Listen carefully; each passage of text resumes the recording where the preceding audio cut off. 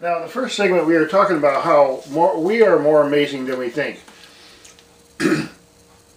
A lot of people impose limits on themselves.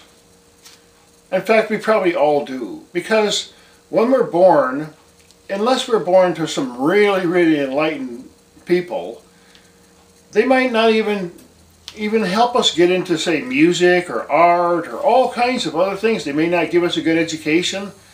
We may be born in a society where we don't have opportunities, but a lot of times people don't tell us, hey, you have a lot more potential than you imagine. I mean, it's just absolutely stunning. Ancient sages always said, look, the human being is an amazing, amazing vehicle for energy and consciousness. Now, that being said, we have to understand our own consciousness if we're going to understand anything at all, truthfully. And there's a statement in one of the really old esoteric teachings that space is an entity. Now, it's hard to kind of like comprehend that because we're not just talking about space outside the Earth's atmosphere.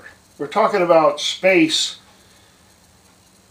Our own body has more space in it. We know scientists are saying, well, the actual amount of material in an atom is so tiny. It's basically, an atom is a lot of electric fields or something, and it's composing us, and inside every atom of our body is just space, a lot of space. And we know that that space is flooded with consciousness because at least within our own domain here, we have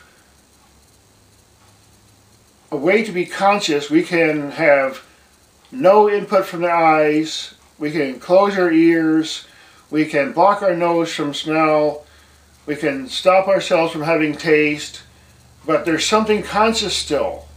It's just conscious of something. It's just conscious of not hearing, not seeing, not tasting.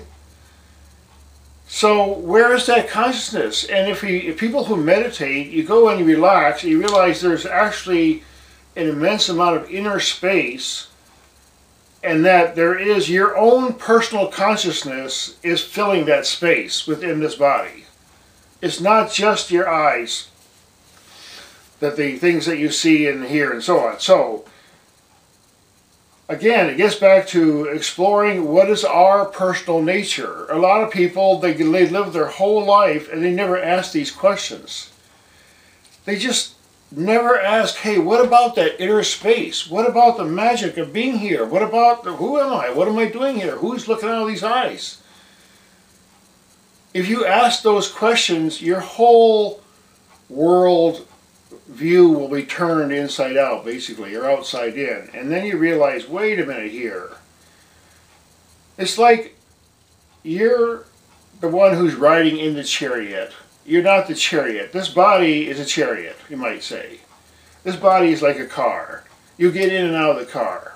There's a part of your consciousness which is not your body. It's space.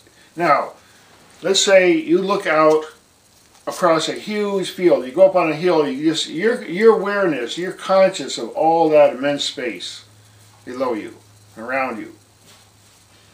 But you can't measure it. Like, then there's a whole bunch of other people having the same consciousness or similar consciousness. They're perceiving all this space.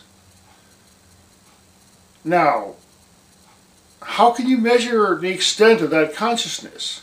The same way the internal consciousness, by directing the attention of the awareness inside, just like when a baby's in a womb, is forced to go inward. The sounds are intense. It's in water. Maybe it hears the mother's heartbeat. It hears voices outside. And then it gets a little developed. Maybe it feels light or it senses light in the area. Now, our attention has an immense amount of awareness that's not connected just with the physical senses. And once that understanding happens, then you open yourself, well, wait a minute here. There's almost like a whole universe to explore in inner awareness, inner space. So these ancient people said, well, space is an entity. Now, you have to kind of like get a grip on where like again, start with yourself, start with the small, because take that as a possible hypothetical thing. Okay, we know there's a lot of information out in space, and the substrata of the whole universe. For example, there's a matrix within our body, there's a matrix within our cell structure or chemical structures. For as above, so below, there's a matrix, not just a static matrix like a crystal, but you might say a fluid matrix, energy flows, distribution points, and so on. So, consciousness, we know consciousness is fluid. Consciousness reflects something like, wow, we call it mercurial. It moves fast. I mean, you can be thinking about the moon in like a second. You can imagine yourself there. If you close off your senses outside, you can shift your awareness from object to object, also from energy stream to energy stream. So once we explore our own consciousness, we realize we have, first of all, a lot more awareness than we think. Our consciousness is fluid. Our consciousness is non-local.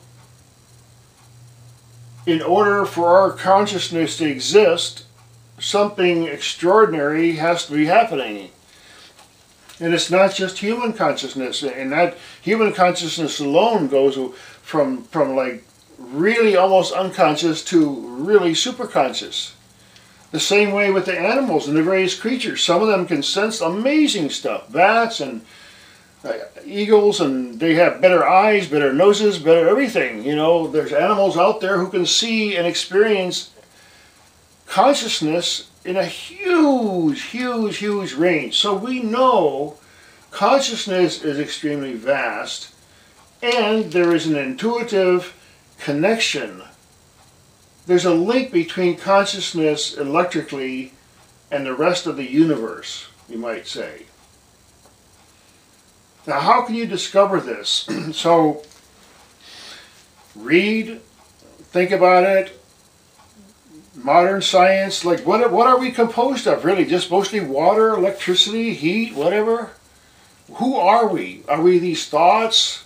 What if your thoughts change? What if you have amnesia? What if you get a bump on the head and wake up a different person? I mean, things like that have happened. So the question is, who are we? And then where does our consciousness flow into? Whatever we think, whatever we decide to be conscious of. If we study a lot, we try music, we try art, we try a whole bunch of different things, we're going to be very conscious beings, because we just literally conscious of a lot of stuff.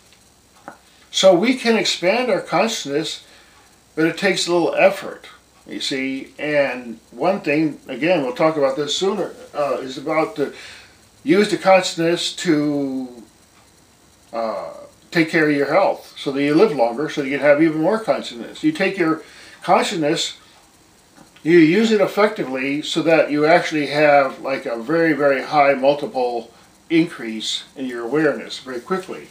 And then we'll start getting into some of the other questions. But this is all something very simple within each person.